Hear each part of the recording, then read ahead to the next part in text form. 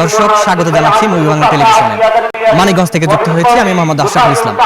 এখন আছি মানিকগঞ্জের পটলবি ময়দানে। এখানে তালিমি ইসলামের বিশ্ব ইজতেমা চলছে। গত বুধবার থেকে শুরু হয়ে আজকে তৃতীয় দিন চলছে, অর্থাৎ শেষ দিন। আজকে কিন্তু এই শেষ দিনে জুমার নামাজে অংশগ্রহণ করতে কিন্তু দেশের বিভিন্ন প্রান্ত থেকে হাজার হাজার ধর্মপ্রাণ মুসল্লি কিন্তু এখানে উপস্থিত হয়েছে।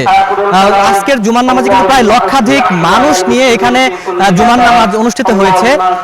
এখন যদি একটু স্টেজে চারদিকে দেখেন যে এখানে হাজার হাজার মানুষের সমাগম হয়েছে।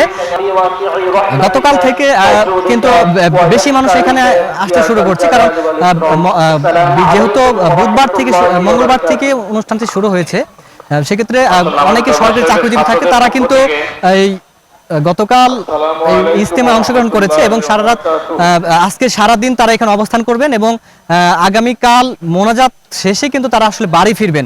আমরা এখানে আগত আজকে যারা নামাজে এসেছিল এখানে তাদের অনেকের সাথে কথা বলেছিলাম। তারা যেটা জানিয়েছেন যে আসলে জুমার নামাজের মধ্যে যত দূরত্ব অতিক্রম করে মানুষ নামাজে অংশগ্রহণ করে, আল্লাহ তাআলা তত বেশি সওয়াব দেন। এছাড়া যত বড় জামায়াত হয় তত বেশি নেকি পাওয়া যায়, এরকম কথাটা আসলে আমরা শুনেছি। যার কারণে এখানকার স্থানীয় মানুষজন সহ সারা দেশ থেকে কিন্তু হাজার হাজার ধর্মপ্রাণ মুসল্লিরা কিন্তু এখানে আজকে জুমার নামাজে সমবেত হয়েছিলেন। এখানে প্রায় লক্ষাধিক মানুষ নিয়ে কিন্তু আজকের জুমার নামাজের জামাত অনুষ্ঠিত হয়েছে।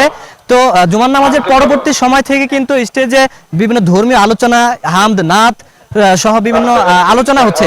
আজকের জুমার নামাজে কিন্তু অংশগ্রহণ করেছিলেন মানিকগঞ্জ জেলার মান্যবর জেলা প্রশাসক, জেলা দায়রা জজের সম্মানিত জাজ মহোদয়, এছাড়া মানিকগঞ্জ সদর থানার অফিসার ইনচার্জ সহ প্রশাসনিক বিভিন্ন কর্মকর্তাবৃন্দ।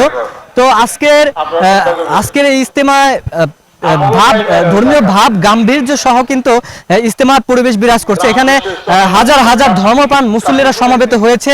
তাদের শায়েখ হযরত মাওলানা মুফতি ডক্টর মঞ্জুরুল ইসলাম সিদ্দিকীর ডাকে সাড়া দিয়ে ইজতেমায় কিন্তু অংশগ্রহণ করেছেন। এই ইজতেমার সার্বিক পরিস্থিতি রক্ষায় কিন্তু আইন শৃঙ্খলা রক্ষাকারী বাহিনী সদা তৎপর ভূমিকা পালন করেছে। তারা কিন্তু সর্বাত্মক নিরাপত্তা ব্যবস্থার জন্য কিন্তু পুলিশ মোতায়েন করেছে।